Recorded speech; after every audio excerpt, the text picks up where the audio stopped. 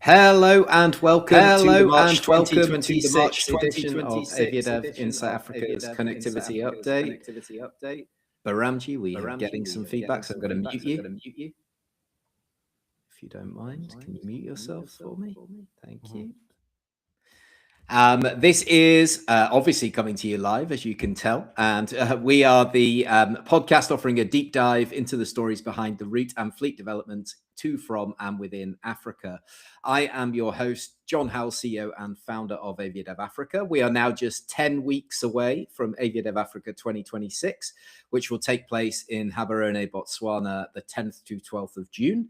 We are anticipating our best attended event to date. We've got over 100 airline executives registered from almost 50 airlines and an amazing speaker lineup, which was released this week with one of our guests taking center stage there. So head over to aviadev.com to find out a bit more about the event, how you can get involved. But today we, as always, have a huge amount to get through. And as always, I am joined by our dynamic duo of Sean Mendis and Behramjee Ghadially, two vastly experienced aviation consultants with a passion for African aviation in particular. Now, before we start, as always, I would like to state the opinions of my guests are their own and do not necessarily reflect those of AviaDev. So with the disclaimer done, we are going to play the sting one more time. And welcome to a bumper March 2026 AviaDev Connectivity Update.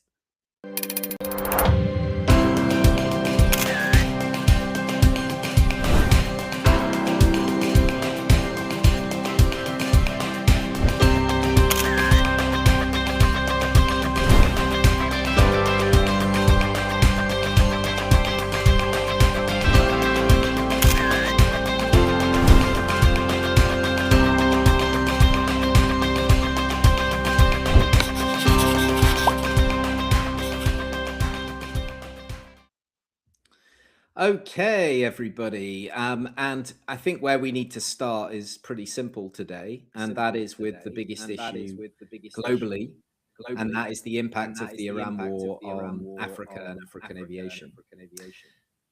So where are we seeing the impact? And are there some short-term beneficiaries? Sean, do you want to start us? Sorry, Behramjee, you're still echoing. I'm going to turn you off. Well, I think there's no real winners in the short term, medium term, or long term over here. But I think that there are a handful of African airlines who have made some better short term mitigation than others. We've seen that Ethiopian and Kenya Airways and Uganda Airlines, to a much smaller extent, and I think those are the three who have shown any sort of real effect from this, have seen an increase in transit passengers between India and Southeast Asia on one hand, and Europe and North America on the other. So we've seen, increased number of passengers flying, say, between Delhi and Toronto via Addis Ababa rather than via Dubai, Abu Dhabi, or Doha. We've seen passengers flying from Bangkok to London via Nairobi, and passengers in particular flying between Mumbai and London via Entebbe. So this has been a very short-term growth that they've seen. But I've said this in multiple publications. I've said this in on TV interviews. I was on BBC a couple of days ago discussing this.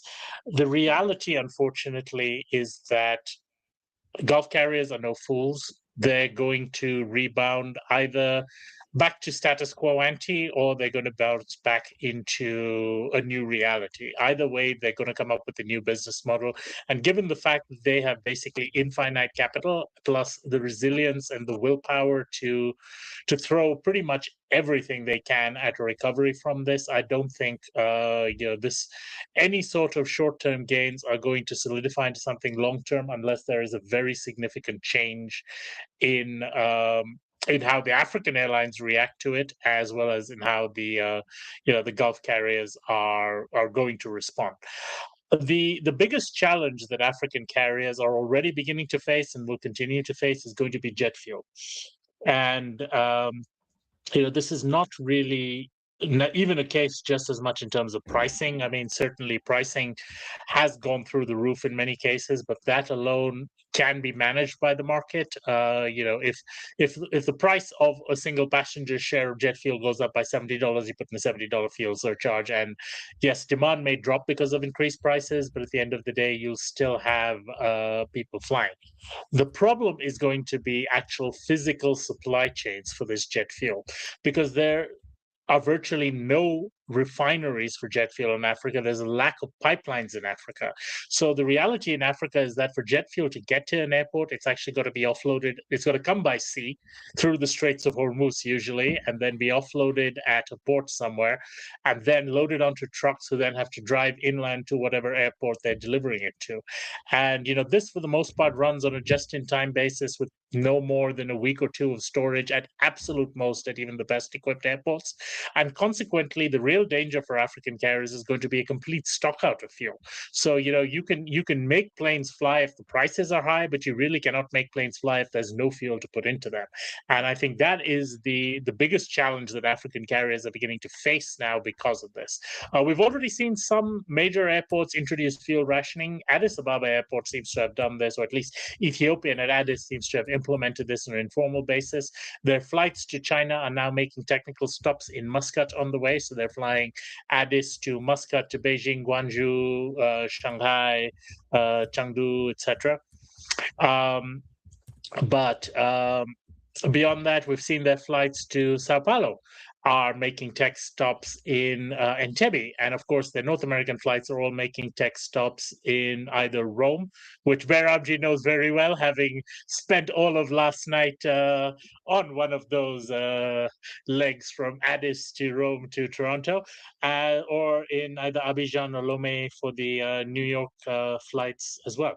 So it is, it's a challenge. I don't think we still don't have enough information in terms of how it's going to play out for the various African carriers. But I think the smart ones are the ones who are going to acknowledge that there is a problem and figure out a way to get past it. So fingers crossed it works out well for everybody. But I think in the short term, other than obviously routes to the Middle East, and I mean, Ethiopian has suspended 8 routes completely, or if not suspended, at least significantly reduced. I think they've reintroduced most of those, but they also have made changes to their own to their schedules. So, for example, the Dubai flights are all operating. They used to have 3 a day. They were supposed to start their 4th flight to Dubai shortly, but now they're just operating 1 daily, and that flight, all their flights, Dubai, Abu Dhabi, and Sharjah to the UAE, are all going to fly daytime rather than overnight as they previously were.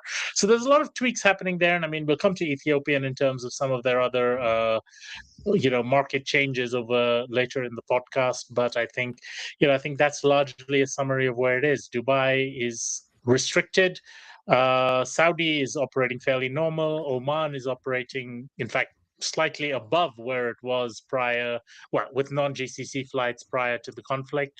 Bahrain remains closed. Doha remains significantly restricted. Kuwait remains closed. So I think that largely is the summary of what is happening between the GCC and Africa in the current conflict.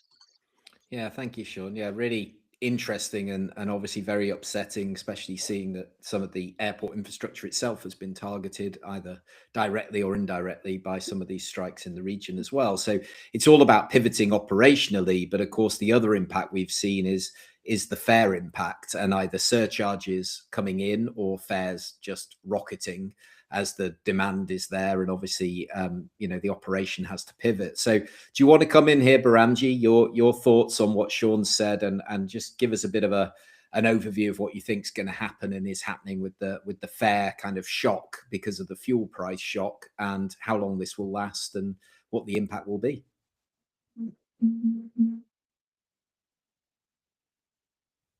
Oh, you're muted, Behramjee. You need to unmute yourself. Is my echo now better because Yes. the earphones are off? Yes. Okay. So my thoughts on this are quite varied, and also I experienced it last night.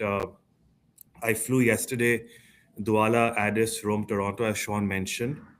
My flight was 97% full on the A350 from Addis to Toronto, and it did not have Africans only. around, I think, between 40 to 50 passengers were from India, easily, between 40 to 50 passengers. Also, it wasn't only Indians that I noticed. There were quite a few Asians also on my flight. And then obviously Africans spread across the continent. To be fair, My flight. Behramjee, that is the demographic of Toronto on a good day. Yes. And also due to the fact, but what I found most surprising and haunting, personally speaking, was when I landed into Toronto at 10 o'clock in the morning. There was nobody, not in the baggage carousel area. No flights had landed. Usually, when Ethiopian lands in the morning, there's Etihad and Emirates A380 is landing at the same time, as well as the Air Canada Delhi flight. I think the Air Canada Delhi flight had a delay or something, but it was quite haunting because I was one of the first people downstairs in the baggage carousel area, and it was literally a ghost town. And I just found that very intimidating because I've never experienced such a thing at Toronto Pearson Airport in the morning. But in terms of what has happened is that the Indian passengers as well as Asian passengers have very limited choices now due to the GCC corridor being closed. And as a result of that, both Ethiopian and Kenya Airways has benefited a lot. Ethiopian more so than Kenyan because of their network stretch. People at Ethiopian were very surprised and positive to see that their JFK flights via Lome and Abidjan were seeing very, very high load factors as a result of the GCC blockade, which they've not experienced before. And even their Washington flights were being heavily sold out. But again, this is just temporary, as Sean mentioned, because once the GCC opens up, it will be quite a battle to get for them to get back their passengers, because they will price dump. They will do whatever it takes to get back those passengers, because they're not just going to let the market share get eroded overnight. Now, with regards to Kenya Airways, they came out, I think somebody on LinkedIn posted a few days ago that their New York and London flights as a result of the GCC blockade have been averaging between 90 to 95% load factor in March, which is good to see. However, one thing which Sean did not mention is that these flights, which are seeing very high load factors on Ethiopia and Kenya, are directional, especially the ones to the US. They're basically the ones going to the US, but not the ones coming back. That's one thing. Also, a lot of the Ethiopian business to the US and Canada has been due to rebookings or reroutings. I do know for a fact that there's a GCC airline which has allowed rerouting of its passengers to Ethiopian on the Toronto and London routes. So, for example, if you were flying London GCC to South Africa or London GCC to a certain East African city, you were allowed to fly London Addis Ababa to that East African city. No extra charges whatsoever. So that is one thing. Now, as one thing which Sean forgot to mention, and our mutual friend in Lagos told us, is that the Lagos to London route, the load factor of Airpeace has also picked up quite a bit because of the lack of options available via Doha or Dubai. So Airpeace has apparently seen a very big uptick on their Abuja London and Lagos London seat factors in March, especially on the outbound from Lagos. That has helped them as well. The main downside to this is how not only Ethiopian but all the African carriers, how will they manage $100 fuel for the rest of the year? Because it seems to me that the $100 fuel per barrel will be quite consistent throughout the year, which is basically a 50% increase versus what the fuel price was in January. So those carriers like Ethiopian or Royal Air Maroc, and Egypt Air, which have a lot of wide bodies in their fleet and flying long haul, that will really impact on their total operational costs, because fuel costs alone nearly between 35 to 40% of their total operational costs. And Ethiopian, unfortunately, announced that they're going to restart Atlanta by May 21st, which, according to me, is a very silly decision. If they could not make Atlanta work, Profit of doom and gloom. If they could not make Atlanta work with $60 or $65 fuel, There is no way they can make Atlanta work even with $100 fuel, even though the demand might be higher, which it won't be because Atlanta is not JFK. So that's one thing which they really need to sit down and analyze again, because it will be suicidal returning back to Atlanta at these fuel prices.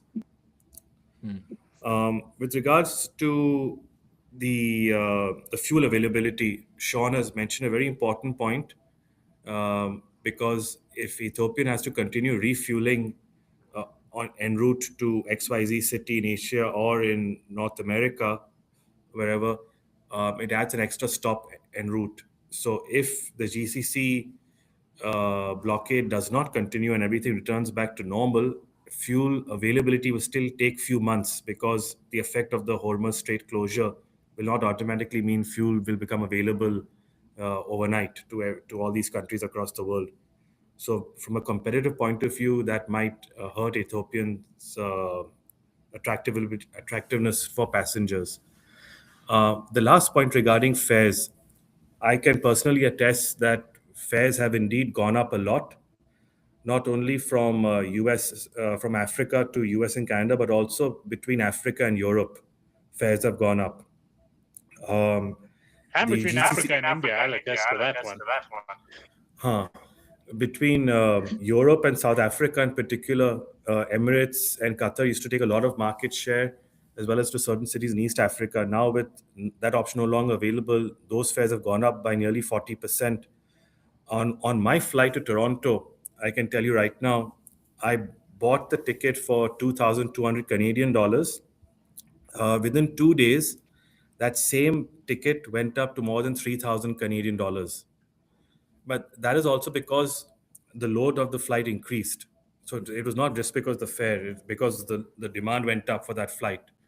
But yeah, you definitely are seeing an increase in fares, but that will be short term. It won't be a long term thing and it all depends on what carriers are doing with regards to their fuel surcharge No, I pricing, think that etc. there's two aspects there, Behramjee. There is an increase in fares, which is the airlines actually adding surcharges or increasing the actual fare in, say a Yankee class fare is $2,000, that's now 2,400. But there's also a supply side constraint. So effectively, you're looking at the fact that where a flight may otherwise have had 30 free seats, and is being priced accordingly. Now those 30 seats are also being filled up by passengers who can't travel through the Middle East. So you're seeing on routes and in a lot of these cases, the lower fare buckets were in place to compete against the lower pricing of the GCC carriers in particular. So say South Africa to London, while the reality is that the GCC carriers between them covered barely 7 to 8% of the market share, it was the indirect carriers who had the real pricing power, because a British Airways had to match an Emirates flight at the bottom end of the market to remain competitive there. With this effectively removed from the equation, the pricing power of the GCC carriers has been removed, and that has allowed yield management in places. So even though the fares have gone up, a lot of this is also because of supply side constraints, where now European carriers in particular have the ability to say, you know what, I don't need to match an Emirates fare. I don't need to match a Qatar's fare, because there are people who, no matter how cheap were they're going to put it in the market, are not going to fly them while the missiles are still flying. So there is a benefit to the European carriers, which I think we are seeing them take advantage of. Looking at significant forward-looking inventory, the lower inventory classes are simply not available. We were discussing yesterday that Swiss has put in a second daily flight between Zurich and Delhi. That flight is only selling the top 3 RBDs. It's not even selling the cheap fare classes. So, they brought in a flight effectively at very short notice, the second daily between Zurich and Delhi, and they are going to fly this flight effectively just with very high fares on the plane because they can. It's not because, there's that huge, they know that there are going to be enough people who cannot or will not fly via the Middle East who they can, make hay while the sun shines. So it's, there's two aspects to this, but the bottom line for the consumer is consumers are going to be paying 20 to 30% higher in the short term than they were before. And I mean, as I said, I'm actually going to India via Singapore in about a week or so. And a big reason for that is it was cheaper to go via Singapore than to route via Addis in this case, because the Addis flights between Addis and India were full. Now on the way back, I'm coming via Addis, and that's it. Had eased off a bit more into after the Easter break, but during the Easter break, the flights between Addis and India were just absolutely chock-a-block. While I could go via Singapore for a lot cheaper. Go figure. Yeah, absolutely. So let me ask you about this, because I want to pick up on a couple of things that you guys talked about before we leave this one, because obviously it is speculation, but we can predict what's going to happen. So in the short term, obviously there is no supply from the Middle East, or very limited supply. As Behramjee quite rightly says, as soon as, say, best case scenario, tomorrow everything's lifted, obviously the Middle East airlines want to recover that market share.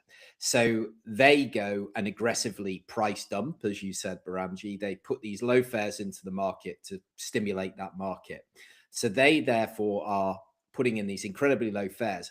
But at the flip side of that, the other airlines that have been benefiting are still going to be at the mercy of these incredibly high fuel costs, and they're not going to have the luxury of being able to reduce their fares to compete. So for the consumer, I suppose my question is, we've said what we've said about the Middle East. Is there going to be this incredible kind of like price dumping, and is that actually going to be detrimental to the other carriers? I'd love your sort of thoughts on this.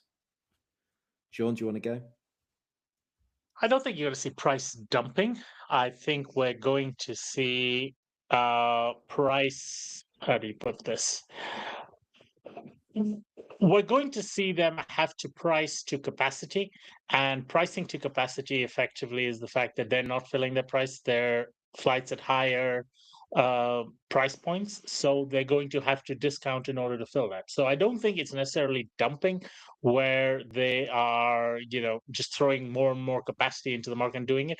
Emirates only has 777s, A350s, and and A380s out there. If they're going to fly one flight, they've got to fill 300 to 500 seats on that. If the demand at the current price points is only about 200, to fill those last 100 seats, they're going to have to go lower. So I wouldn't call that dumping. I'm going to call that pricing to market, because unfortunately the market, they no longer, at least in the short term, they will no longer be able to command a yield premium that they have in the past on the basis of the projection of having a premium product. So we may see that. I don't think it's going to hurt African airlines that much. The unfortunate reality is that in Africa, the fuel prices are of course, like everywhere in the world, they are a significant component. But in Africa, there is so much other costs, such as airport taxes and everything else, that a $50 to $70 fuel price increase is less than 10% in most cases, and that includes even short haul routes. So I think Africa will actually be more resilient as far as the demand related aspects of any jet fuel price increase. I think Africa will be less affected than many other parts of the world. As I said, I think in Africa, the bigger challenge for Africa is going to be the physical supply chain. And I've been on the record, unfortunately, predicting this for a while, and we're beginning to see the first impacts of that supply chain constraint now hitting a few airlines I mentioned in Addis. KQ was on the record today saying they've only got something like 4 or 5 weeks of additional supply available. We've just got to see how that plays out. Absolutely. Right. Behramjee, I have had you on mute because we are still getting echo. So I will unmute you now. Please talk to us and give us your final words on this, because we've been on it for a while and a lot of it's speculation. Okay. With regards to the fare dumping, I've got 2 examples for you. With Johannesburg to London, June 14th and June 15th, if people are flying back from AviaDev and going from Gaborone to Johannesburg, the cheapest one-way fare from Joburg to London, all taxes inclusive, is Etihad, $318 one way, all inclusive. Whereas the next cheapest one-stop product is Emirates, $446 one way. Now for me, if I'm going to attend AviaDev, which is looking more and more likely, I was planning to fly KLM from Johannesburg to Toronto on the 14th. And originally that fare was about $720 last week. Now it's $950 one way from Joburg to Toronto. And the reason for that is, like Sean correctly pointed out, they have closed off the lower RBD buckets at that time. That's why the load factor has not increased, just the RBDs have been closed off. So it's a tale of two comparisons. Over here, one, Etihad is basically price dumping because you can't sustain flying from Joburg to London via Abu Dhabi, offering fares at $300 one way, all inclusive that too. So yeah, the two real life examples. I would like to also talk one thing more about Ethiopian's US strategy when it comes to this fuel price increase. Personally speaking, they should consolidate their presence at Chicago and New York versus expanding Atlanta. They should increase Chicago to a daily product. Currently, it's served 5 times a week. As well as they should try to get more slots at JFK or Newark for the summer season rather than restarting Atlanta. Those two cities have much higher demand, and it will be much more easier to fill. Atlanta will not be easier. What they should do is fly to Charlotte. With an A350-1000. There you go. That was beyond that's an eye roller for everybody. So, but you know what? It seems to be working for them. So good for them. Double daily Chicago and daily Charlotte with a 350-1000. I think that's the way to go. You know, guys in Ethiopian, when you hear this, just consider Charlotte. I hear it's doing very well. Talk to your strategic partners at Etihad to get some data from them on the market.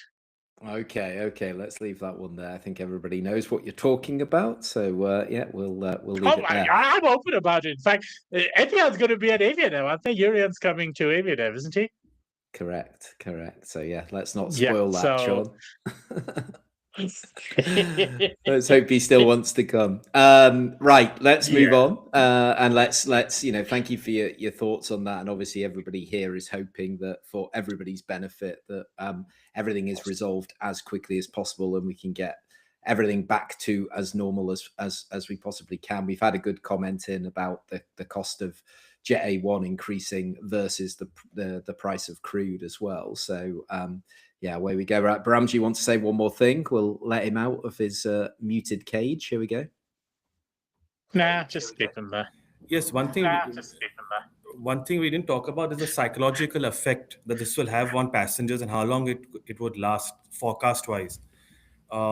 Even though because we didn't know you were a psychologist. Lion psychologist. I would say even though say next week the war ends in a best case scenario, I would still think that for at least for the entire IATA summer season, passengers will think twice before transiting through the GCC. So that and also especially if the Iran regime is still in place, there's still a risk of things exploding back up once again. So in a best case scenario, even if the war ends next week, I foresee until the end of the IATA summer season, passengers still being hesitant to transit via the Middle East to go anywhere. So the attractiveness of a non-stop product from Europe to Africa or Europe to Asia or North America to Africa, or offering a one-stop product, North America via Europe to Africa, would be preferred by passengers versus flying via the Middle East. So that's one thing which we need to take into account. Passengers will pay an extra premium to have peace of mind whilst flying. Okay. Thank you for sharing that. I think it's a really important point. Let me just add back to this on the psychology point. Sorry, I know this is where we're getting way off psychology. No matter what happens, passengers will fly through a war zone. They'll strap themselves under the back of a flying cockroach. You give them a good deal at a cheap price, passengers will come back. Short of actually shooting planes down and 1 out of 3 passengers being killed, I don't think much is going to really deter passengers if prices are low enough. So, and the GCC carriers know this. They've been through conflicts before, and they know what the passengers' risk appetite is. The biggest challenge that they are actually facing right now in terms of being able to have people transit is insurance, where, for example, a lot of UK insurance providers are not covering people who take flights that transit through the UAE or Qatar right now. So even if you're going to Bangkok and you're ready to fly via Dubai, your travel insurance policy will be cancelled if you fly with Emirates or Etihad or whatever else, because they're not covering transits through the UAE. And that is where the bigger challenge is going to come through, rather than passenger psychology or whatever. Passengers will do anything to save a buck. Yeah, I think that's fair. And we have short memories. We've seen that the recovery post-COVID, everybody got that, wrong. They were much less bullish than they probably should have been. And, all these other things about, we've seen them in the past. We never should underestimate the resilience and the rebound effect when travel returns. So fingers crossed there. Right, let's get into the main news stories for this month. So we've talked about these guys. Going to do a little section on Kenya Airways, because there's a route expansion for them, and also London Gatwick, who will also be with us at AviaDev this year in June. We'll have them on the panel, and they'll be exhibiting and taking meetings with our African airlines that are attending.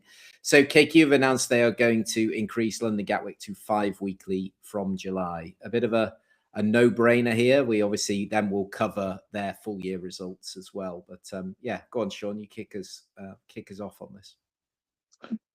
Well, I think KQ has, as we mentioned earlier, are benefiting from being able to pick up some traffic from Southeast Asia and India heading towards Europe and North America, as well as Africa traffic. So, I mean, I know that there are people who were supposed to be flying from India to Ghana via Dubai and who have instead switched via Nairobi. So they are picking up some of this.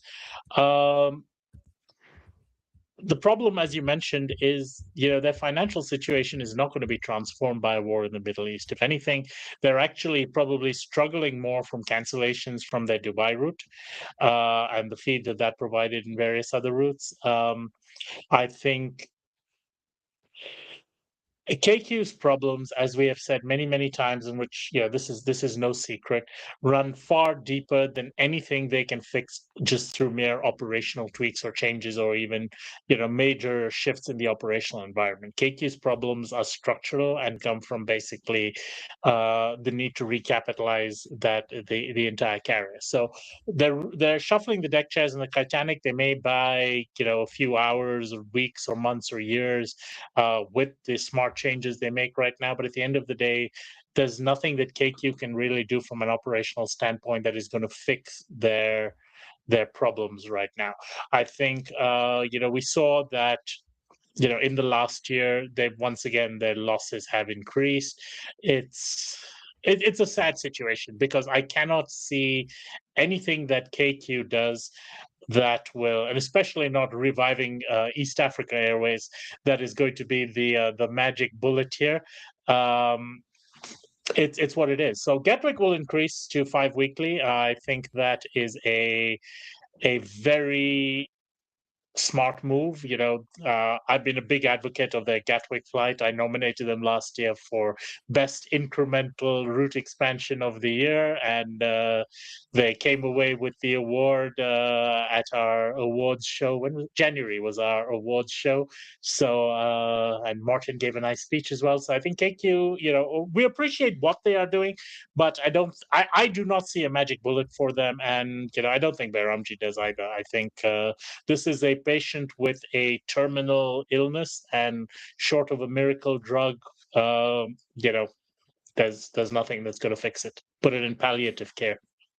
Yeah, we'll see. Yeah, I'd love your thoughts on this, Behramjee, and also, the results that came out this week. And there's been quite a lot of conjecture around that. But even a story today saying they're in conversations with 4 international investors. We have heard these things before, but at the same time, maybe that's the miracle that Sean is talking about. So let us know, Behramjee. Here we go. It would be a miracle if 4 people wanted to invest in KQ right now. Yeah, I think that's pretty much a miracle. So to start off with, the KQ results of 2025, they were officially announced a few days ago. Unfortunately, from being net profitable in 2024, they announced an operating loss in 2025, which is quite scary, from being a net profitable carrier to being an operationally loss carrier. What this means is that their flights in 2025 did not even cover operating cash costs. So every flight they were operating, basically they were burning cash. They lost, in 2024, they made a 17 billion Kenyan shilling profit, in operating profit, but in 2025 it was a 5.6 billion loss. The main reasons for this was that their revenue reduced by 14% year over year, but their financing costs went up by 11% year over year. However, their operational costs reduced by 3% year over year, and that's largely due to less wide-body flying, because they had always, throughout 2025, 2 to 3 787s grounded, as well as a couple of their Embraer E90s grounded due to engine issues. So their overall operating cost went down, but their unit operating cost didn't. So at the end of the day, what difference? I mean, if you stop flying, your operating costs go to zero, and you can celebrate that way. Yeah, so that's why Sean was saying it's a structural problem internally within KQ that needs a total surgical procedure, if at all. Otherwise, the logical thing would be to completely shut down the airline and restart from scratch altogether if they want to be serious about financing, etc. A couple of good things, though, have been announced over the last week regards to KQ's route network expansion. Gatwick has been increased from 3 to 5 weekly from this July onwards, as well as Bangkok Guangzhou has been increased from 3 to 4 times a week from July onwards as well, July 19th. So that's also interesting, because a lot of Guangzhou passengers from Africa, they take Emirates and Qatar Airways via GCC. So KQ has obviously been benefiting along with Ethiopian, seeing that shift of passengers transiting via their hubs instead of going via the GCC. So, but again, for KQ using a small 788 to Guangzhou via Bangkok, I don't think so that route makes a lot of money, if any at all, because Ethiopian does well on Guangzhou because of 2 reasons. They have a massive cargo belly hold, plus they fill up that 777-300 on Guangzhou. So it's basically Ethiopian does everything. ET is flying twice daily to Guangzhou. I mean, they're flying a double daily 777. 12 weekly. 12, yeah. Yes. But so the capacity, there's a humongous delta in capacity. I mean, you're talking, 220 seats 4 times a week versus 350 seats 12 times a week. It's not even close. I mean, it's 20%. Plus also the cargo capacity, cargo belly capacity of the 777 is nearly double of that of the 788. That's where also ET benefits a lot.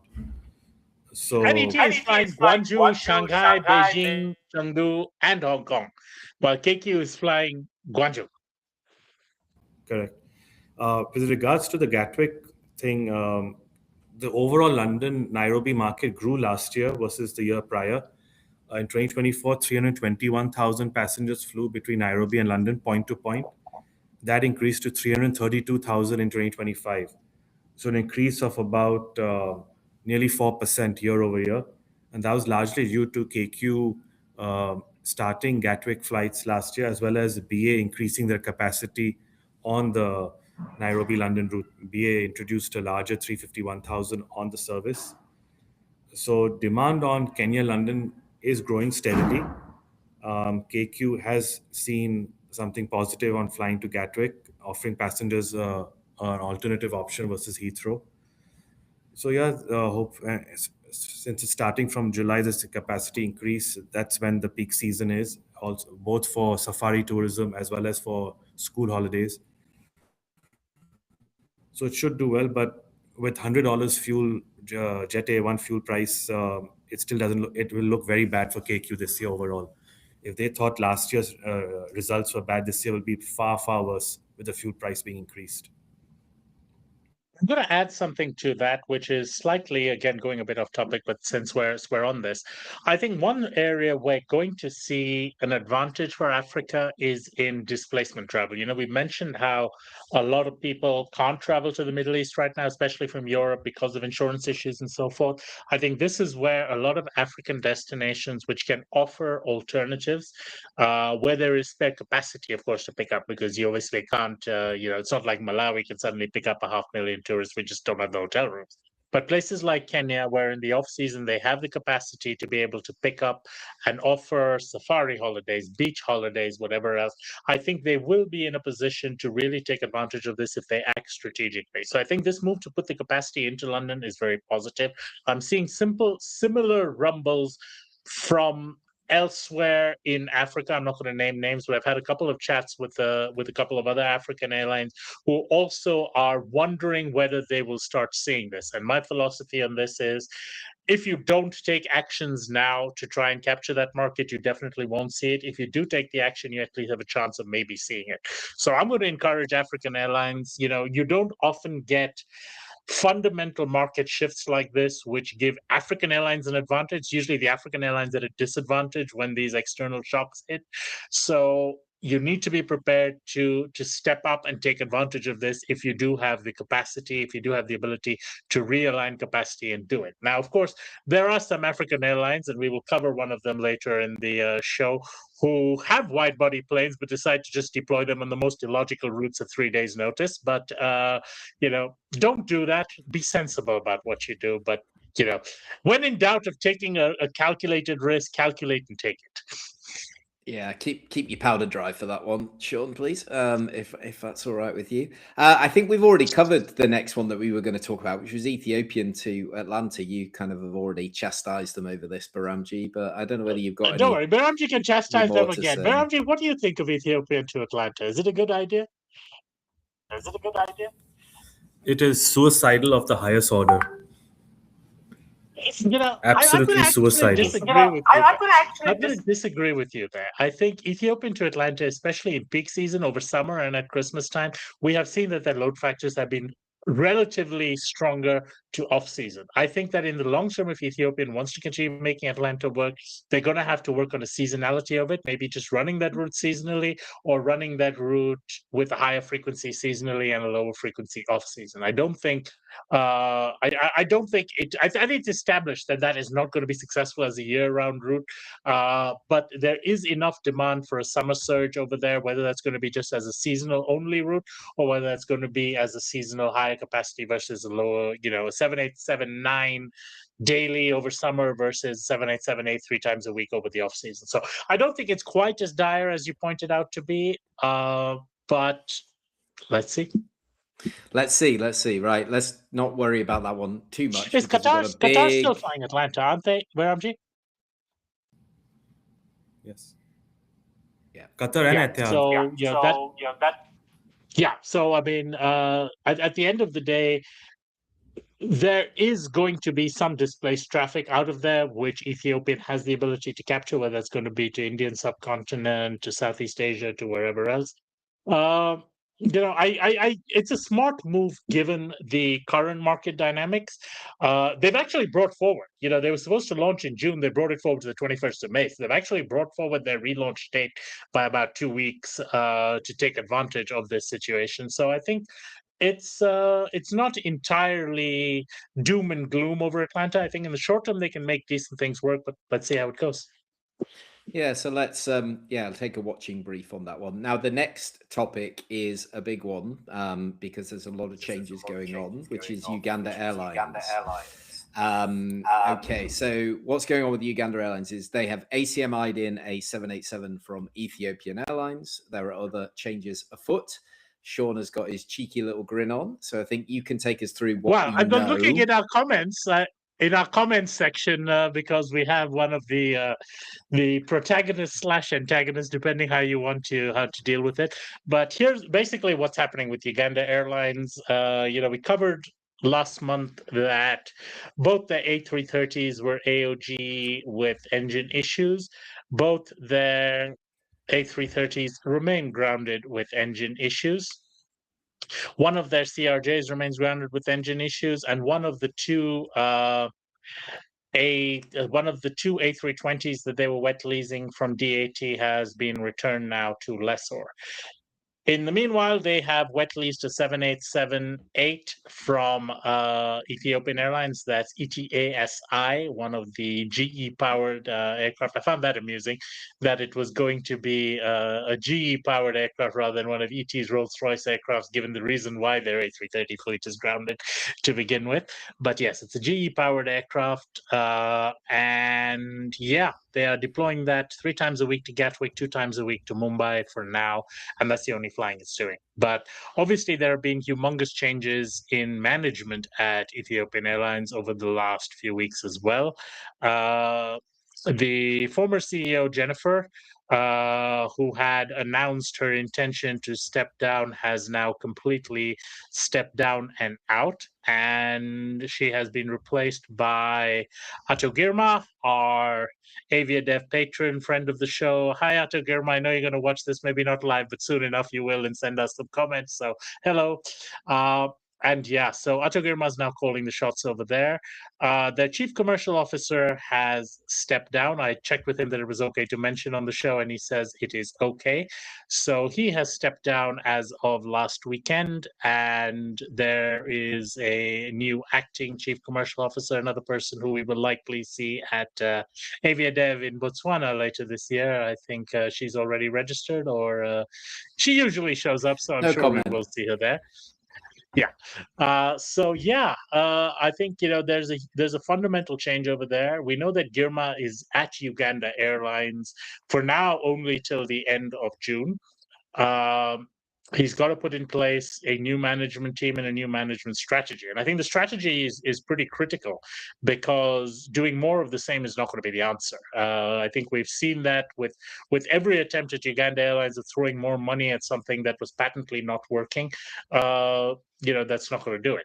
Most recently, the Ugandan parliament has approved approximately $110 million to, they're saying to acquire, but the reality is to make down payment deposits on 10 new aircraft, which, from what my understanding is a mix of Airbuses and Boeings, because, when in doubt, let's go and emulate Air Tanzania for freight variety.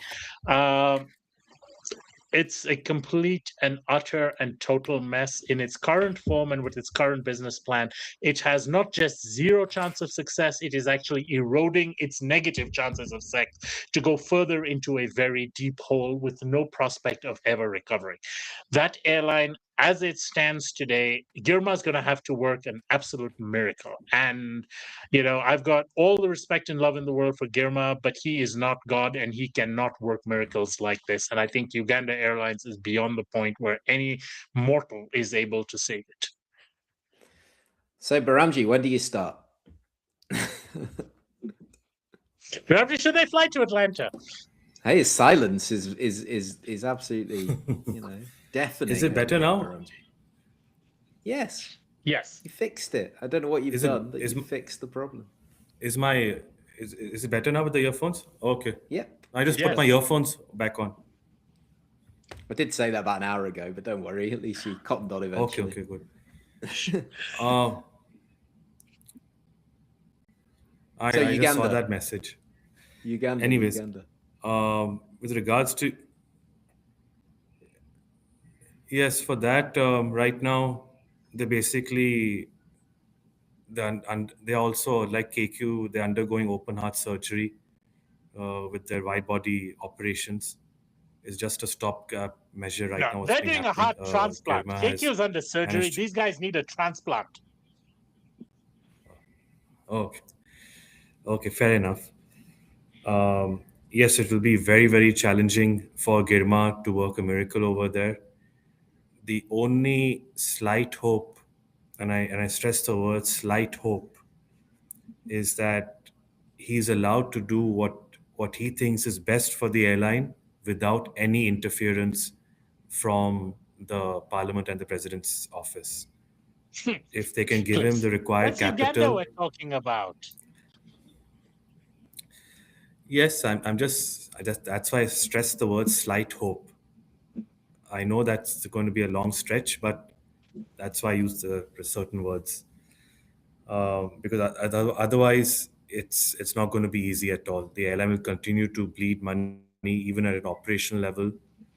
Um, they already have made bad They're fleet losing choices 150 to something begin with dollars per passenger they transport. per $150 passenger. loss per Yes, passenger. So if you pay $100 fare, it's costing them $250 to transport you on average. Just think of that. They have yeah, a negative 100% margin or close to it. I mean, wow. yes, we know that. But that's what I'm saying. Girma's been brought in to do a specific job. You have to give him some time to see if he's making the correct moves or not. Right now, he's at least safeguarded their London, Gatwick, and Mumbai flights by getting the ET 787 operating. So you have to give him. It's been what, less than a month that he started. A bit longer, but Nah, not 6 long. weeks. About 6 weeks, yeah. 6 weeks. Okay. So at least he's brought back the London and Mumbai flights, which were suspended for a week or two due to the A330 800 groundings. So yeah, it doesn't look too good. But the only upside to this, there can only be an upside. It can't get worse. It can't get more worse than this. The only way it can get more worse if they shut down completely. Well, we'll keep an eye on the developments. I think we've covered those now, and we'll see what I think it'll happens get between better now and if they next shut month. down. You think Truly, what? they are so bad that shutting them down is actually going to be an improvement. But Right. Well, let's wait and see. All right. Now to your other hobby, Sean, Air Tanzania. Let's talk about Air Tanzania. So wait, aren't we doing the India topic? Yeah, we can we'll come back get to it, Behramjee. We'll get Okay, to it. okay, Yeah. okay. Let's talk about Air Tanzania. Tanzania. So Air Tanzania have announced this week, which is where was it? It was the 25th, I think, that the announcement happened. That starting on the 1st of April, which is next week, they're going to start flights from Dar es Salaam to Seychelles 3 days a week. So what do we know about this route? What aircraft are they operating, Sean? And what is driving this decision? My only comment on, well, my first comment on this, because I'm sure I'll have more, but my only rational comment on this is I can only hope that on the basis of the day they've chosen to start this, namely the 1st of April, that this is just one humongous joke, because that's going to be the funniest thing out there, that they actually announced this route and people thought it was serious, and in the end they're just like, haha, even we're not that stupid. But unfortunately, I do believe they are that stupid. I believe the total traffic between Dar es Salaam and the Seychelles last year, I read somewhere there was 345. I don't know, because I don't even have those numbers, because in most MIDT and DDS, they don't even give you city pairs below 500. So I'm not quite sure where they think that 3 times a week, a 787 is going to cut it. To make it even more hilarious, when they first loaded the flights for sale, they were loaded as a 787 from Dar es Salaam to Seychelles, but as an Airbus 220 on the return from Seychelles to Dar es Salaam. They've now fixed that, where now it is a 787 both ways for the month of April, and then becomes an A220 from May. But look, this is a clown show. This is a clown show that isn't even funny anymore. The only thing I can say is I have hope that this may not launch, because the last 3 destinations that they announced, Vic Falls, Cape Town, and Accra, did not launch on the days that they initially announced that they would be launching. So my only hope is that they have a look at this and realize that, hey, we're just going to be flying these planes completely empty because not one sucker has decided. This is half a passenger a day flying between these things. So unless that half a passenger hadn't yet booked until 3 days before departure, which is when they announced and put these flights on sale, Who the hell is going to fly this? I mean, what is the market? Is it Seychelles going to Africa's second most boring city, or is it going to be the Tanzanians who want to go to a beach destination and decide, let's pay $700 to fly halfway across the ocean instead of taking a half an hour ferry ride to bloody Zanzibar? I mean, what is this market? I do not understand it. The only thing I can think about is because it does connect with their Cape Town flights decently, that maybe it's the people in Cape Town who are looking to go to the Seychelles because of the warm water of the Indian Ocean there. But that's about the only thing I can think of. Behramjee, any ideas? Wow, 345 passengers a year. Wow, that is. I believe small that was market. it. Let me just double check the. No, DDL. I have. I have it. I have it. Away. Yeah, what is it? It's 1,489 in 2024. There you go.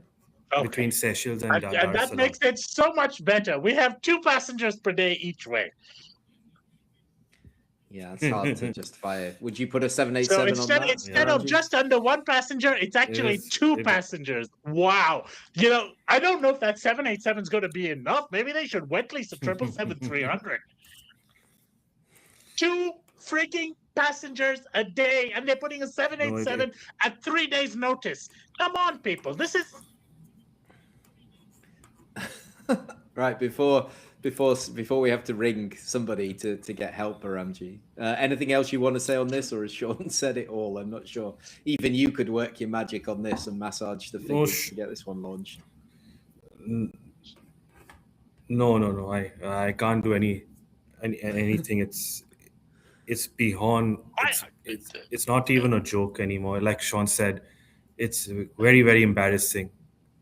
What they're doing. Like the only hope I've got for this is it's that very, very embarrassing. On April Fools say, you thought we were going to the Seychelles? April Fools, and that's going to be the only way they can salvage and make sense out of this. Because if they do that, it'll be the funniest April Fool's prank that any airline anywhere has ever done. It's not like they're going to inconvenience passengers, because I doubt those 2 passengers a day are ever going to have actually booked that flight. So there's not going to be anyone booked on that damn flight. They're just going to say April Fools, and that will be hilarious. And if they actually do that, I will give them humongous props for having the best sense of humor. But that is the only thing I can find as a silver lining here. That is the only thing. This whole thing is just one big April Fool's joke. Okay. Right. Should we talk about the Indian carriers now, Behramjee? Because you really wanted to do that today, which is, you know, we were kind of going to cover this in that first section. I think Sean needs to go and cool off, so we'll give him a couple of minutes to just compose himself. But we were talking about should the Indian carriers be looking at East Africa, you know, obviously to redeploy some of their capacity that's been impacted by everything that's going on elsewhere. Wusa. Sean, Wusa. So yeah, talk to us. What do you think they should be doing, and should they be looking at East Africa and the Indian Ocean for its warm waters, for its outbound tourists? Yes. So firstly, the reason why this topic has come about is because this year, Indigo is expected to get 9 A321 neo XLRs delivered, out of which already 2 have been delivered to them. Am I right, Sean? 2 have already been delivered, or only 1? I don't believe it's 2. I think it's just the 1. 1, okay. But the second one then must be coming up very shortly. So anyways, the original plan for the XLRs, a majority of them was to expand their European footprint. But now, unfortunately, due to the GCC airspace closures, as well as Iran, Iraq airspace closures, flying the XLR to Europe has been a monumental task and a very high-risk task as well, because the block times have increased and it's virtually now next to impossible being able to fly nonstop with an XLR from West India into Europe. So in order to have operational peace of mind, in order to ensure that they don't have issues with rebooking passengers, and all the other integrity commercial stuff, I would suggest that Indigo this year pivot accordingly and at least dedicate half of those 9 XLRs, so at least 4 to 5 units, into bringing forward their Africa expansion plans. So instead of expanding into Europe, into places like Prague or Italy or Germany or whatever, they should look at places in East and Central Africa with the XLRs 3 to 4 times a week, and basically ensure that smooth operations can be ran year-round. The XLR from Mumbai the XLRs for Africa should be based out of Mumbai. Places like Kinshasa 3 times a week, Lusaka 3 times a week. That basically means one dedicated aircraft for those two destinations. Then you have Lumbashi 3 times a week. You don't need an XLR for Tanzania, but a normal 321 Neo can do it. But still, these 3 cities I've mentioned, they have a lot of potential for Indigo, and most importantly, it provides them operational peace of mind because there'll be no airspace restrictions flying between India and Africa. The only problem that there will be for a place like Congo is repatriating foreign exchange and getting the on-ground systems running in Congo, because starting a Congo route is not easy. They'll need a few months to get it up and running. But as we know, Sean will also tell you, there are some very good Indian GSA companies in Africa, such as Sadhguru, Blueberry Travels, Vaheguru, who offer these expert on-ground services for majority of the continent. Like Sadhguru, for example. Shout out to the guys who I know watch us from at least one of those organizations. Hi, guys. Okay. Sadhguru, I know for a fact they have the United Nations corporate contract, as well as majority of the US embassies in Africa deal with Sadhguru. So they have, and also they are apparently in West Africa, they're Air France's #1 air travel agent as well. So a lot of the high volume as well as high yield business is with Sadhguru. I also know in Cameroon, as well as other places in West Africa, Blueberry, Vaheguru, and Miles Travel, they also have very good reputations. So initially, I would suggest Indigo's better placed to expand into Africa more than Air India because of the XLRs. Air India has the 321 Neos. Those could fly up to 7.5 hours maximum from Mumbai. So for Air India, I don't think they were anyway going to use the 321 Neos into Europe. But Air India does have a chance expanding into Tanzania, Entebbe. Yes, even for Entebbe, Indigo with the XLR, though the 321 Neo could do it easily. But Entebbe also is a good option for Indigo to look into, considering the current struggles that Uganda Airlines is having. Entebbe to Mumbai last year was 68,000 passengers just point to point, plus another 30 to 35,000 to the other points in India. So opportunities are there. And also another important reason is that with the GCC carriers not being able to offer a consistent product, you will have a lot of Indian passengers prefer to fly direct into Africa versus flying via the Middle East. Though, like Sean correctly said earlier on, the India-Africa market is more price sensitive than the Europe to Asia market. So the Indians, though, will fly via the GCC if the fare deal is quite good. But I would say, at least for the time being, many of them will also prefer to fly non-stop. There are a lot of niche markets in Africa for Indigo to look at. And the important thing is the timing. They have to take advantage of the situation. The risk is not high at all. Flying a narrow body into Africa, the risk is low. They just need to sort out some on-ground stuff, which I pointed out with the GSAs should be able to do that. And yeah, if they do not want to expand the XLRs into Africa, they should look at Far East Asia, places like Manila, China, etc. But flying to Europe with their XLRs this year, I think it's a bad move, considering the uncertainties that are currently existing.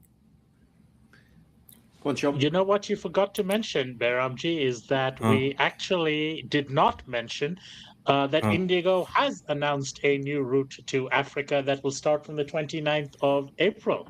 And we did not last time. No, we didn't. Yeah, we did. Indigo is starting weekly 8th through 20 between Chennai and Saint-Denis de Réunion in France. Oh, we didn't?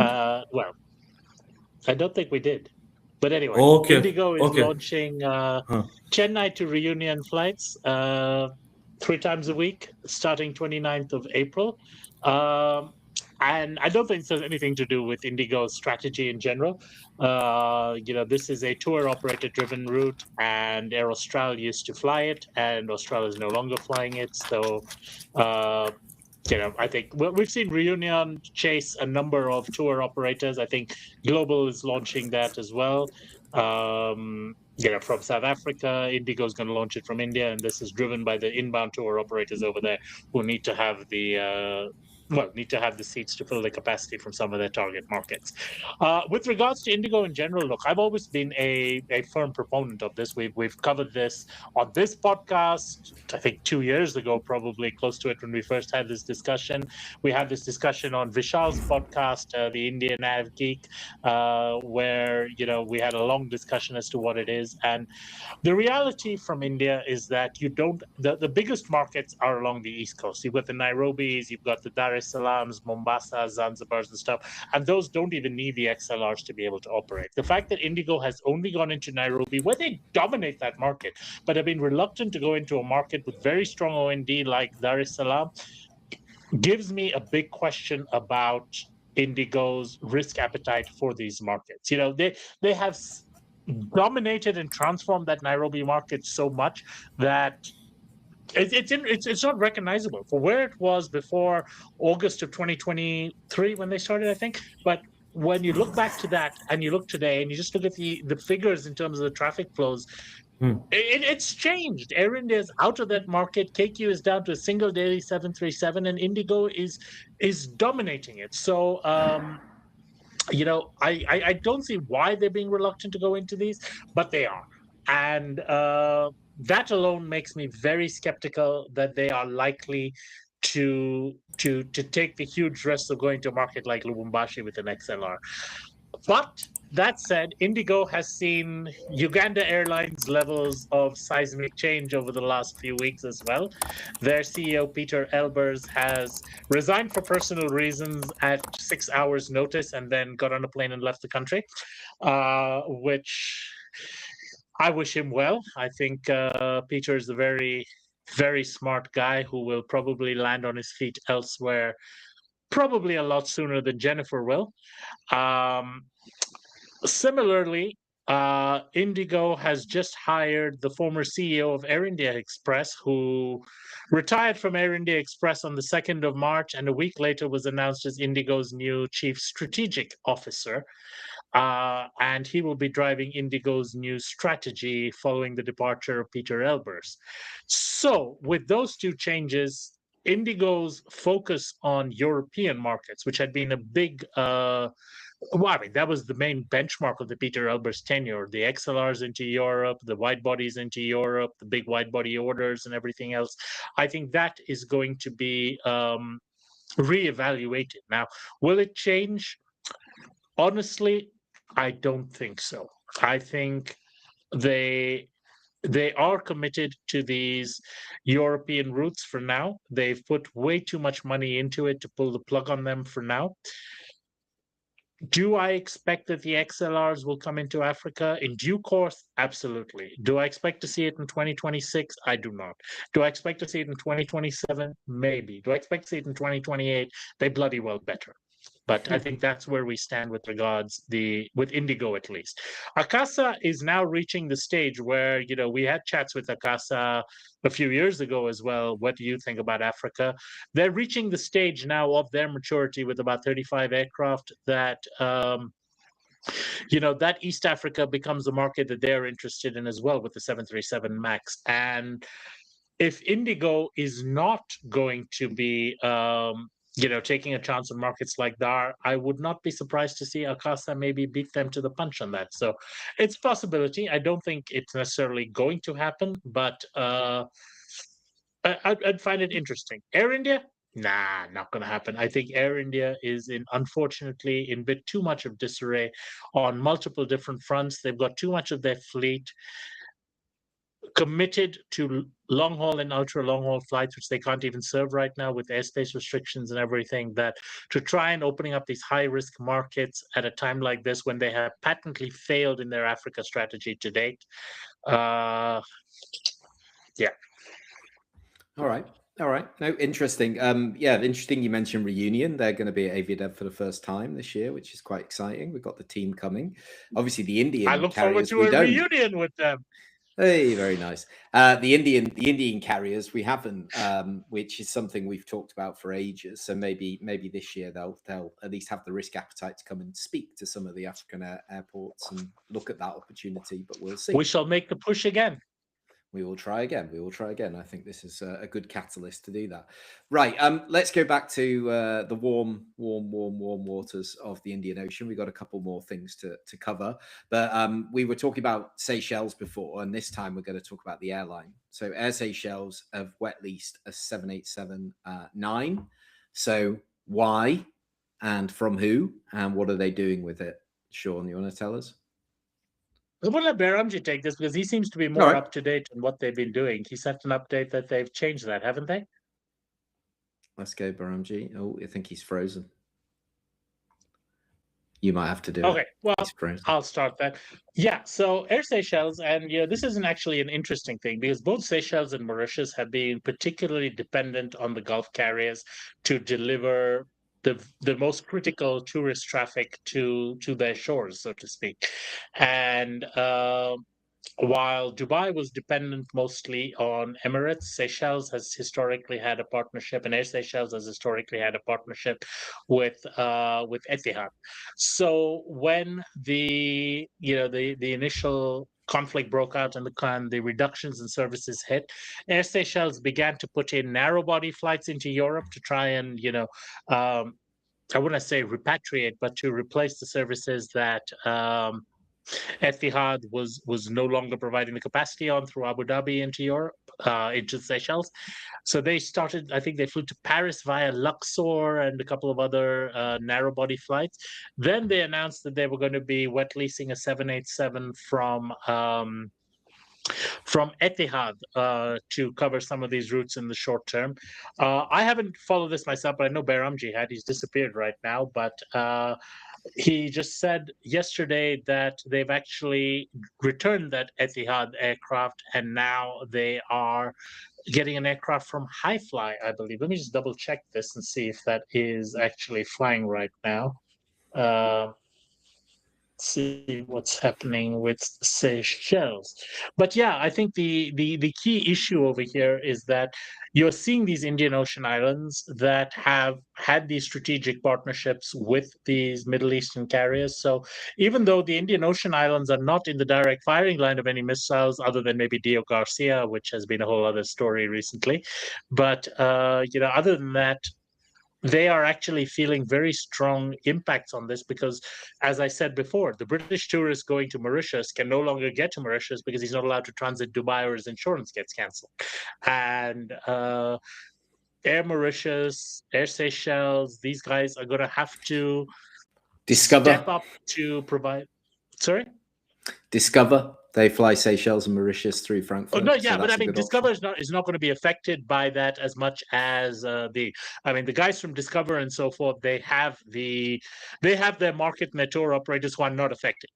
It's going to be the local airlines who will then have to step up through subsidies or government incentives or whatever to add the capacity. I don't expect that the government of Seychelles, the government of Mauritius is going to go to Discover Airlines and say, "Hi, Discover Airlines, take $20 million to go and hire, get an aircraft and crew."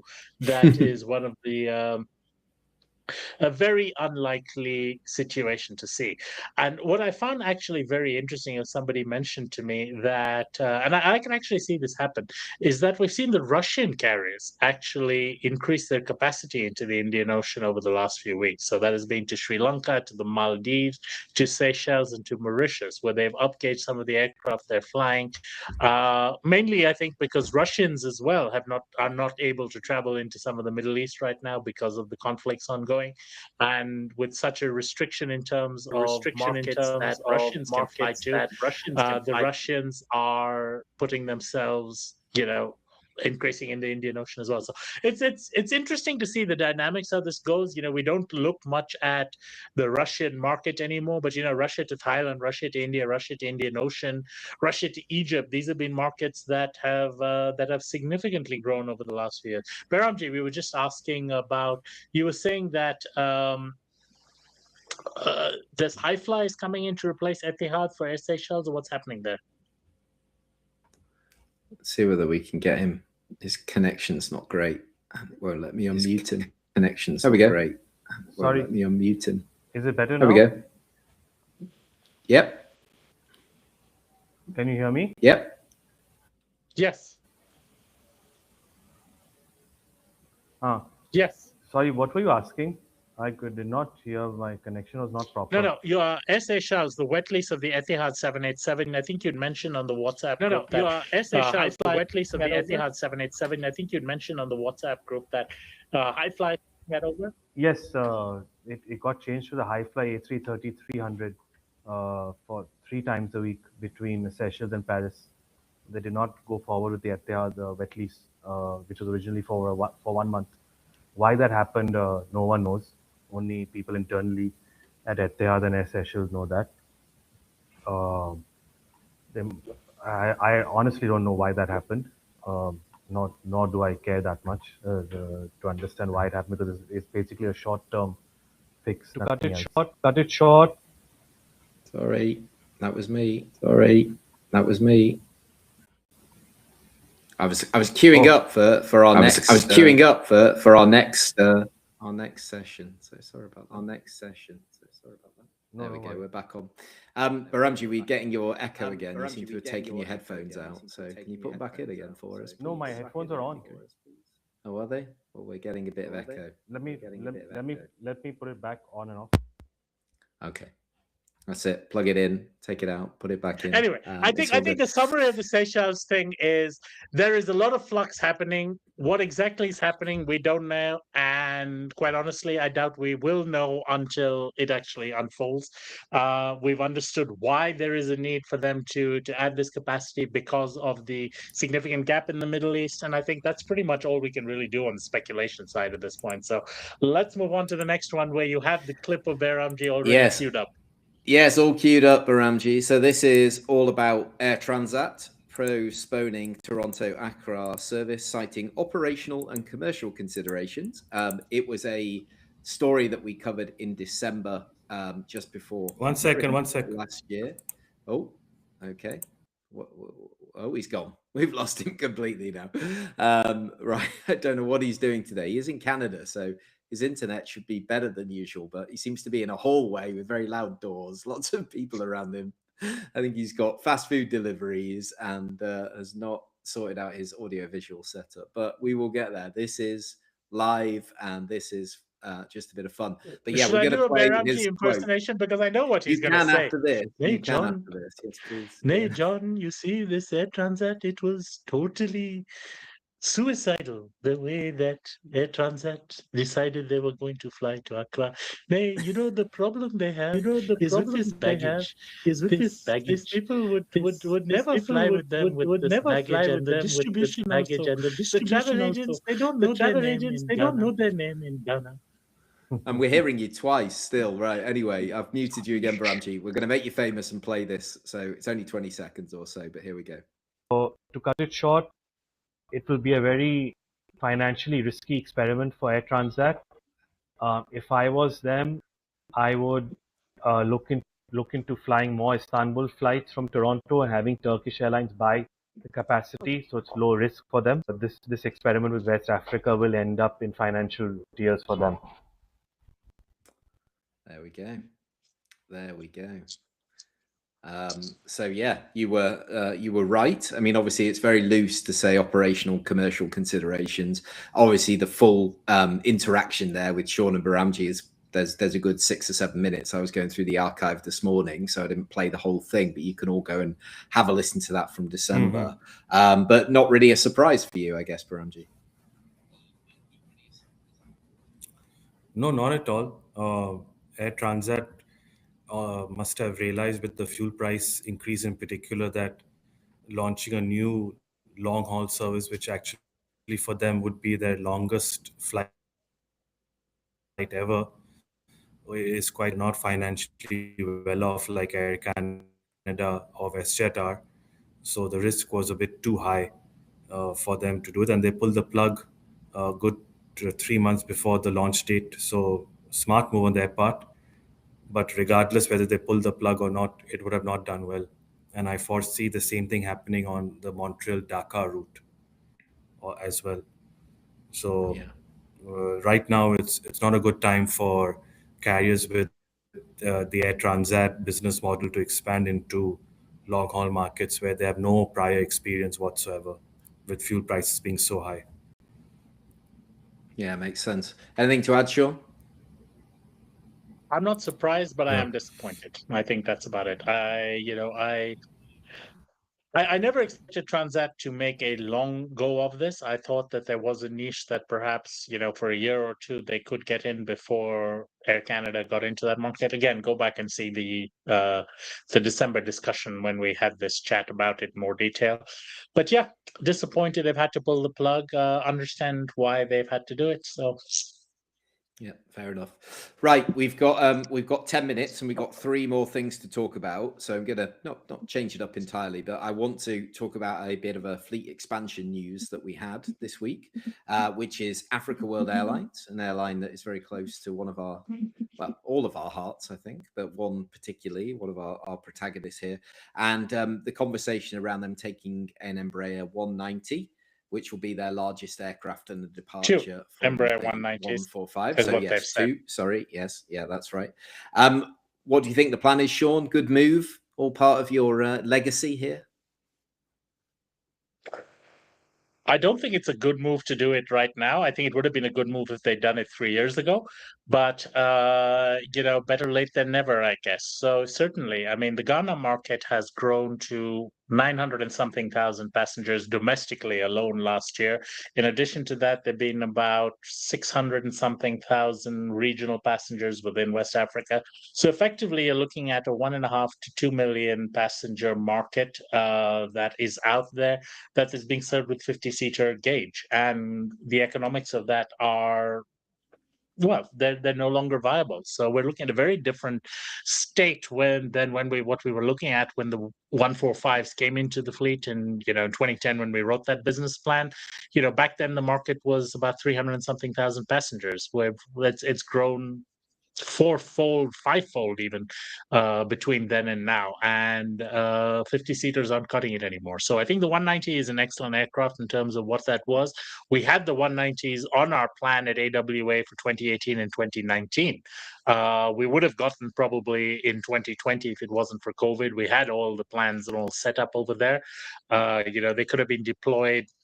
I'll give an example. One of the plans we had was South African Airways were pulling out of Abidjan. They would have code-shared with us on Accra to Abidjan, and we would have flown their, so they would have fed it into Accra. We would have flown Accra, Abidjan on that.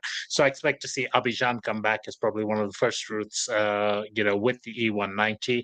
It'll allow them to reopen flights to Freetown, Monrovia. It'll allow them to open flights to Dakar, which is somewhere that the E145 has been payload restricted at this point to fly nonstop from Accra both ways.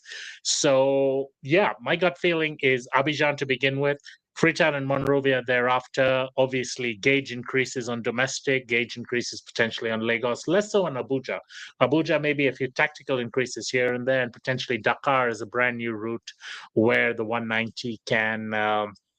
the range of the 190 can now come into a market which has a significant chunk of passengers, but no non-stop service between the two cities. And, that has always been a missing one for there. So good idea. Should have happened 3 years ago, but under new COO, under new management, a little bit of shakeup is always a good thing. And once again, I think the AWA team will be in Gaborone with us in June, so we look forward to hearing more from them at the time.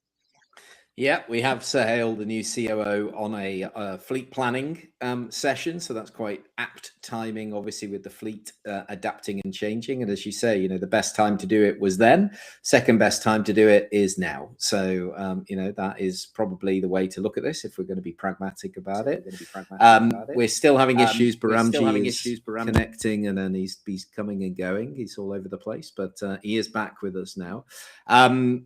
So we got two more stories to cover. We've lost his picture, so I'm going to stay with you, Sean, for now, and let's talk about Air Peace, because we did mention them earlier. Behramjee brought it up about their obviously them seeing some increase and some growth on their London service due to all the troubles, but they've also announced enhanced regular connections in the region as well. So between Lagos, Abidjan, Dakar, Banjul, Accra, Monrovia, Freetown, there's quite a lot in the region, I think, that they've announced. So you may as well start with us with this, and then we'll see if Behramjee can connect and add to it.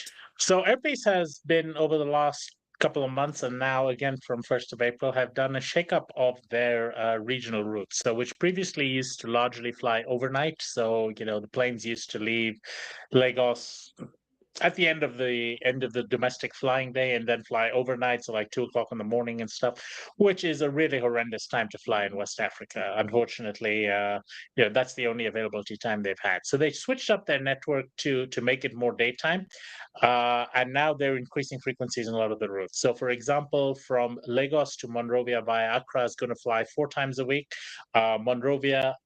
Lagos, Accra, Monrovia, Accra, Lagos. That's Tuesday, Thursday, Saturday, Sunday to Monrovia.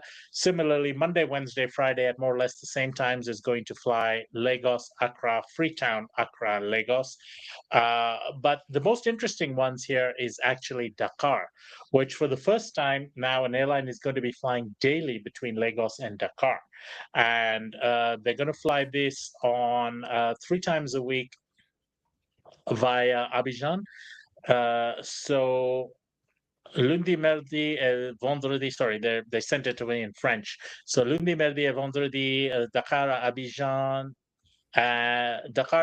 Lagos, and Tuesday, Thursday, Saturday, and Sunday. So that's Monday, Wednesday, Friday, Happy Lagos, days. Abidjan, Dakar, and the other 4 days of the week, Lagos, Abidjan, Banjul, Dakar. So, 3 times via Banjul, 4 times without Banjul, but then all the time, every day, Dakar, Abidjan, or Dakar, Banjul, Abidjan. So daily to Dakar, which I think is a very interesting point. I raised it with Noel at Air Peace last week when he first sent me the information, and I said we'd mention it on the podcast, and he says, I'm sure you'll be critical of it because you never think that anything will work. And I said, at the end of the day, we did give you the award for Abuja, London last year, but Noel, if you're watching today, I think it's a risk worth taking. Maybe not with the current fuel now; it may not play out. But I think at the time you took that decision, it is a risk worth taking, because you will have the ability to feed all of these into your long haul services and so forth. And you've got to develop a hub by putting spokes in, and not every spoke is going to work out. Some spokes are purely there for structure rather than for utility. But yeah, I support it. It's it's a lower risk, high upside option. Okay. Behramjee, you want to provide some commentary? I think you're back now. You're saying you're having some issues. Another thing, Air Peace as well. The Air Peace over here. They had another announcement today, which I just saw before we came on, and I forgot to mention it.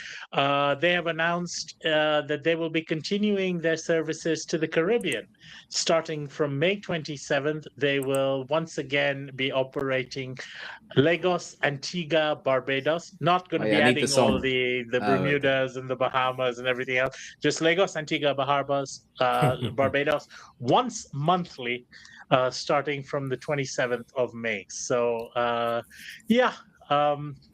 let's see how that plays. I'm not quite sure what kind of market a once monthly flight is going to really attract. But there's other reasons. I guess it's better. Right? Yeah, I guess it's better than twice weekly.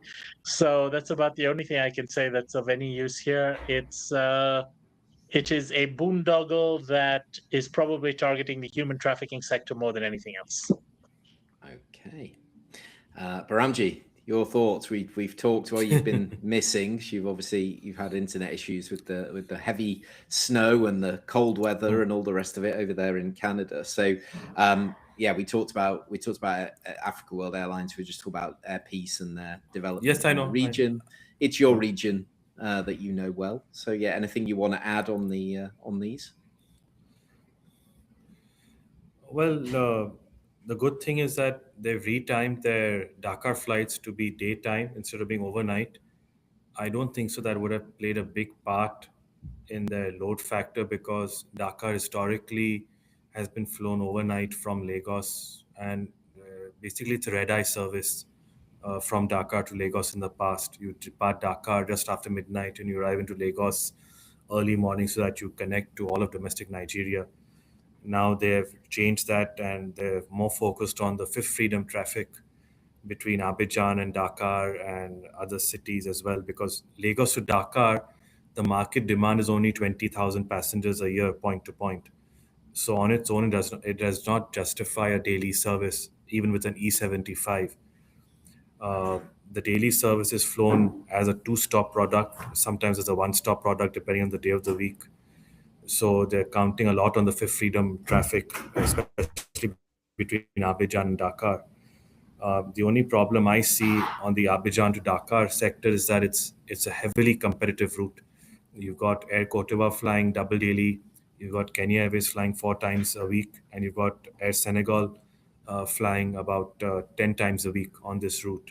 Though Air Senegal does not fly non-stop all the time, they fly via Bamako and via Conakry on some Air days of the Senegal week. flies when and how they want. I mean, you can't really be sure they're going to be flying Yes. it. Yes, in the current state, correct.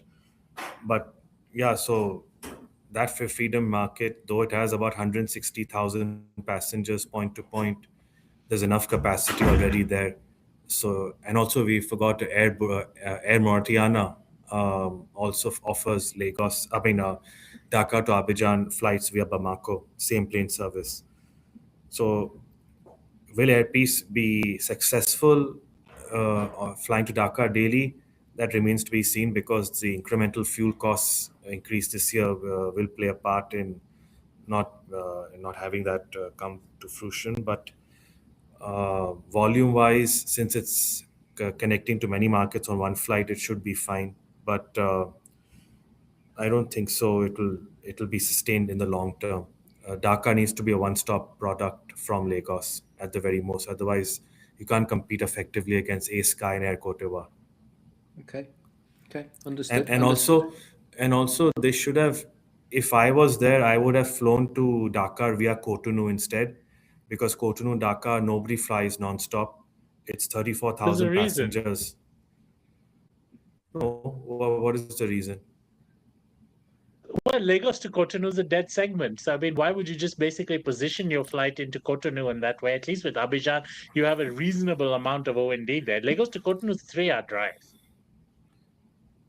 Yes, but at least you have the Cotonou to Dakar Fifth Freedom traffic, which no one offers direct.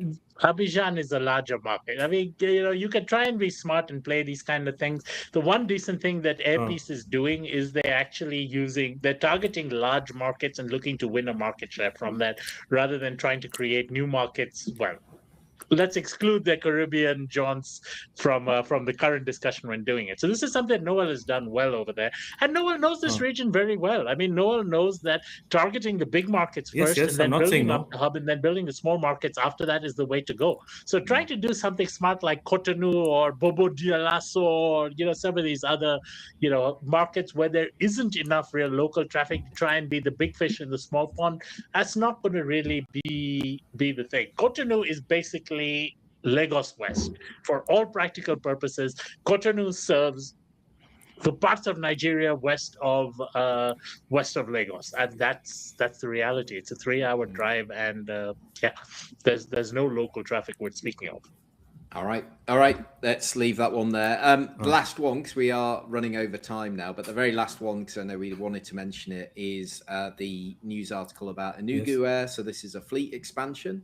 So they have talked about moving up to, by the end of this year, 20 aircraft. They've currently got 6. So it's a heck of an expansion from 6 to 20 within the next 9 months. It's an interesting model, though, right? Sean, easyJet is behind this, and are they going to stay serving domestic destinations? We've got a big population in Nigeria, but is that the plan, or are they going to go into the region as well?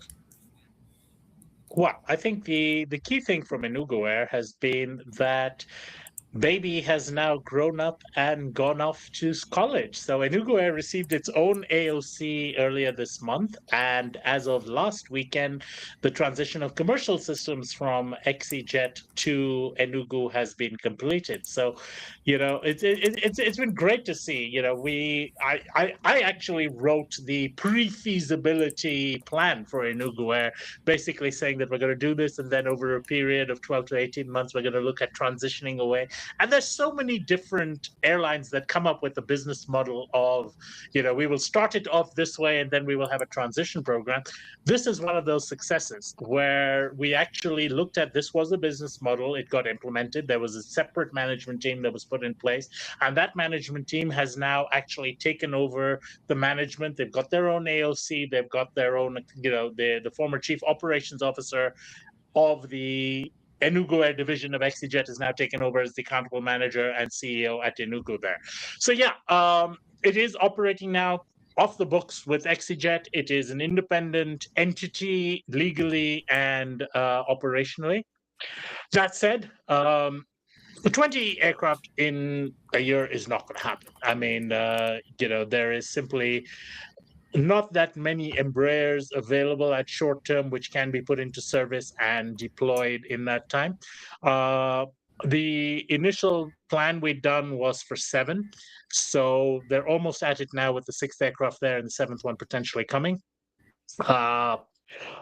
They will struggle to deploy a 20 aircraft fleet within Nigeria. So the reality is when they reach 20, and I say when because there is plenty of backing for this airline and it has exceeded expectations in the initial phases, that it will have no choice but to start seeking regional and potentially beyond even regional routings from there. Is Enugu capable of supporting this much traffic? Well, time will tell. And, I won't want to speculate in terms of whether they would use Lagos or Abuja in lieu of Enugu, because obviously Enugu state is backing it. But Enugu has its own infrastructural constraints to be able to develop as a huge hub, as well as its geographical location is suboptimal for connecting all of Nigeria via Enugu, while, Lagos and Abuja have a significantly larger traffic base. So it will be interesting times, but, I'm really proud of Enugu Air. I think that what they've achieved operationally has been a classic example of an African success story where you can write a plan, stick to the plan, execute the plan, and come out on the other side with it. And, this is the second one that ExeJet has been able to actually bring up in this partnership, one being, of course, Air Sierra Leone, which launched services about a year ago. And Air Sierra Leone is still operating in partnership with ExeJet. Enugu is now graduated from the ExeJet partnership. And, again, speaking in the capacity of a strategic advisor to the ExeJet group, if anyone else is looking for a partner who has the experience of now doing this, drop me a note and I'll happily put you in touch with the people over there who have now delivered 2 successful startup airlines using a shared AOC model. I was going to do that pitch for you, but you've done it for yourself. I can't believe it. I mean, that's what you got to do. If you're not going to take that advantage of saying, "Hey, I'm here to help," then why I'm not pitching for me. I'm pitching for my client. I'm pitching for ExeJet Group, who I interestingly had a chat with this morning about another potential project, but that's another story for another day. Okay. I believe you. Thousands wouldn't. That's fine. Okay. Well, thank you very much. Behramjee is in and out. I don't know what's going on, but we do know that he's got some weather issues. So we're going to call it quits there for Heavy today. winds. Very heavy winds, absolutely. So thank you everybody out there for joining us. Do like and subscribe if you're watching on YouTube. Obviously, if you're watching this on replay, then share it with somebody that you think would benefit. Connect with Sean and Behramjee if you haven't. You're kind of right, Sean. It's pretty good. And we'll see you for the next episode very soon. We've got lots of really good ones coming up in April, and then me and the guys will be back at the end of April to discuss what's happening, and hopefully there will be some resolutions and some positivity when it comes to it. But hopefully you've enjoyed the last hour and a half, and it's always good to have your company. So thank you all for joining us, and we'll see you next month. Take care. Bye-bye.